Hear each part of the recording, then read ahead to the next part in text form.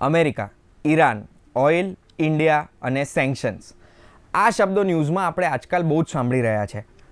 કેમ સાંભળી રહ્યા છે અને કેમ ઇન્ડિયા ઈરાન જોડેથી ઓઇલ નહીં મંગાવી શકે એની ચર્ચા આજે આપણે કરીશું. તમારું સ્વાગત છે. મારું નામ છે ગુંજ ઠક્કર.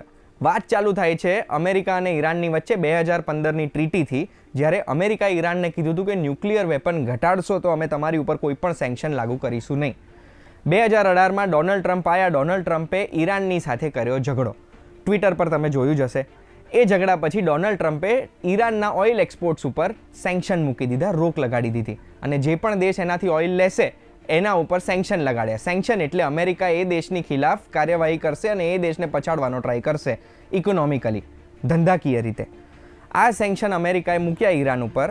બિલકુલ એ જ રીતે ઇન્ડિયાએ પાકિસ્તાન ઉપર પુલવામા અટેક પછી મૂક્યા હતા. તમને યાદ હોય તો મોસ્ટ ફેવરેબલ નેશનનું ખિતાબ પાકિસ્તાન જોડેથી છીનવી લીધું હતું. બીજું, ઇન્ડિયાએ પાકિસ્તાન પર કરેલા બધા ઇમ્પોર્ટ્સના ભાવ ડ્યુટી વધારી દીધી હતી. અને ડ્યુટી વધારીને પછી આખા દુનિયામાં બધા દેશ ભેગા થઈને પાકિસ્તાનને એકલું કરવાનું ટ્રાય કરતા હતા. બરાબર એ જ રીતે ડોનાલ્ડ ટ્રમ્પ ઈરાનને એકલું કરવાનું ટ્રાય કરે છે. કેમ?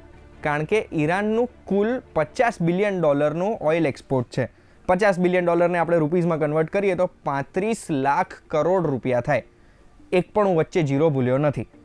35 લાખ કરોડ રૂપિયા ઇકોનોમીમાં આવતા અટકી જાય એટલે ઈરાન જે બેલિસ્ટિક મિસાઇલના ટેસ્ટિંગ અને વેચાણમાં જે પૈસા વાપરે છે, અમેરિકાના કહેવા મુજબ જે ટેરરિઝમ પર પૈસા વાપરે છે અને ન્યુક્લિયર વેપન્સ જે પ્રોક્યોર કરે છે ઈરાન, આ પૈસા આવતા અટકે એટલે ઈરાનની આ બધી ગતિવિધિઓ ઉપર રોક લાગી જાય. એ કારણથી અમેરિકાએ સેન્કશન મૂક્યા.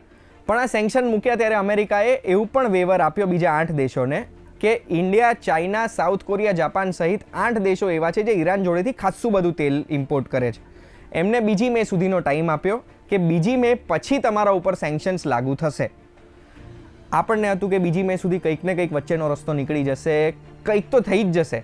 પણ ગઈકાલે એટલે કે 22 એપ્રિલ 2019ના દિવસે માઇક પોમ્પિયો, જે અમેરિકાના સેક્રેટરી ઓફ સ્ટેટ છે, એમણે ટ્વીટ કર્યું કે આ સેન્કશન્સ હટાવવામાં આવશે નહીં અને 3 મેથી ઈરાન જોડેથી જે પણ દેશ તેલ મંગાવશે એ દેશ ઉપર અમે સેન્કશન્સ લાગુ કરી દઈશું. સાથે સાથે અમેરિકાએ એવું પણ કીધું કે આજે $50 બિલિયન તેલનો જે ખાડો પડ્યો એ ડિમાન્ડ યુએઈ અને સાઉદી અરેબિયા પૂરી કરી આપશે.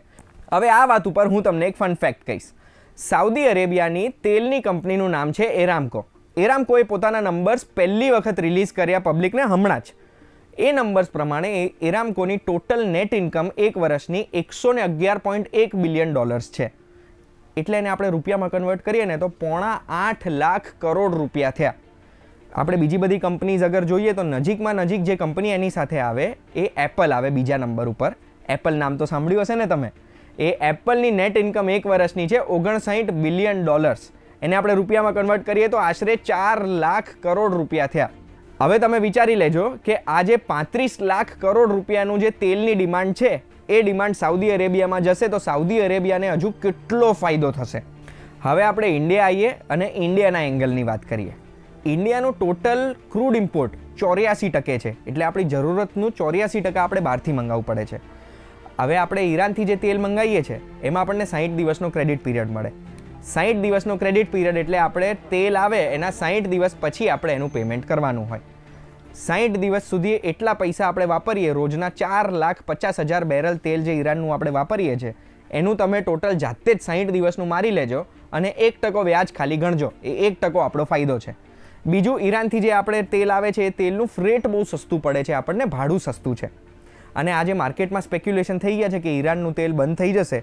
એના લીધે જે ક્રૂડનો ભાવ વધ્યો, છેલ્લા 2-3 દિવસમાં 3% ભાવ વધારો થયો છે ક્રૂડમાં.